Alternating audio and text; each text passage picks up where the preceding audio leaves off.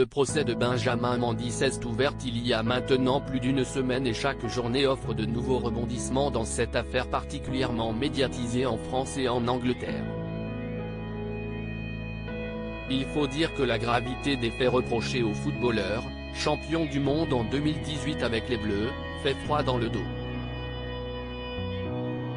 Accusé de 8 viols, une tentative de viol et une agression sexuelle par 7 femmes différentes pour des faits qui se seraient déroulés entre octobre 2018 et août 2021, ce dernier encourt la prison à perpétuité.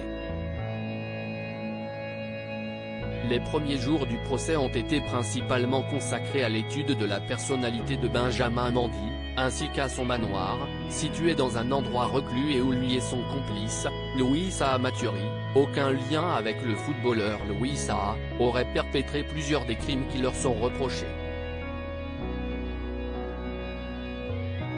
Depuis le début de la semaine, les témoignages des femmes qui les accusent se succèdent du côté de Chester en Angleterre et la 4e plaignante a été entendue ces 2 derniers jours.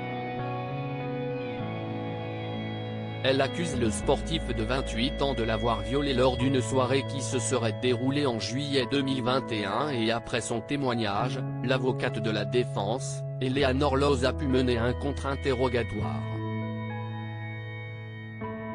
Une recherche début janvier qui interroge l'avocate de Mendy pour défendre son client, qui nie en bloc toutes les accusations qui pèsent contre lui. L'avocate a notamment pointé du doigt une recherche Google effectuée par la jeune femme, dont le nom n'est pas dévoilé pour préserver son identité, en janvier 2022, quelques jours avant son témoignage auprès de la police.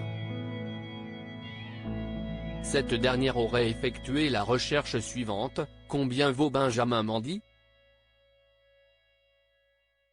L'avocate poursuit alors son contre-interrogatoire. Le lendemain, vous avez commencé à écrire sur votre téléphone un récit de ce qu'il s'est passé avec M. Mendy, demande-t-elle à la plaignante, qui lui répond, je ne m'en souviens pas, d'après la retranscription du procès du Manchester Evening News. Benjamin Mendy reste présumé innocent des faits qui lui sont reprochés jusqu'au jugement définitif.